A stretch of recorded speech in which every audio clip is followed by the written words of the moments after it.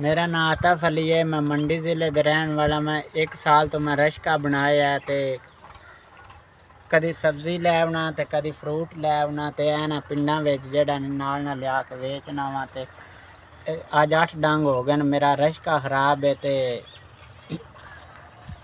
6-7 दिन हो गए मैं घर बैठा वा तो पैसा कोल को नहीं तो सोचदे लग जाती है निक्का निक्का भैना भरा वे तो की काम करा तो किवें करा। तो मेरे को 8000 रुपया आई तो मैं ला छड़िया। मोटरसाइकिल ख़राब हो गया तो अगों सब्ज़ी पाने जोगा तो फ्रूट पाने जोगा पैसा को नहीं तो निक्का निक्का भैना भरा है तो अल्लाह ताला दी आस ते बैठे हाँ। तो रश्का मेरा उंज अपना है तो सब्ज़ी पा लांदा जां फ्रूट पा लांदा तो अल्लाह पाक ये मेरे ते मेहरबानी करनी है। मैं तो 8000 रुपया जोड़िया आई तो एरस मोटरसाइकिल ते ला छड़े।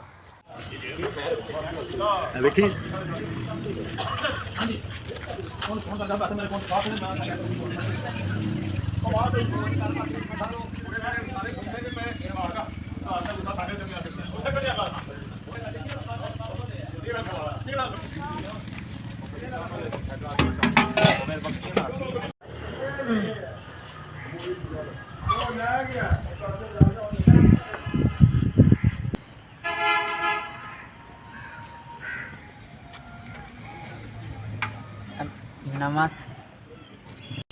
सब्ज़ी लो, आलू लो, प्याज लो, गोभी लो, पालक लो।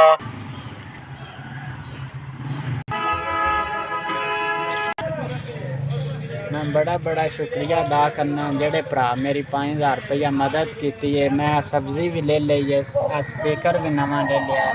मैं 7-8 दिन हो गए मेरा काम बंद आई तो आज तो फिर शुरू हो गया। मैं बड़ा शुक्र अदा करना अल्लाह पाक उन्हें सुख दे तो चोखा दे, सुकून दे प्रदेश दे विच जेड़ा मेरा भरा मेरी मदद की है। अल्लाह आज तो मैं अपना काम फिर शुरू कर दिता है। मैं अपने भैन भरावां जोगा कमा के शाम लै जांदा। मैं अपने भरा दा बड़ा शुक्र अदा करना वा।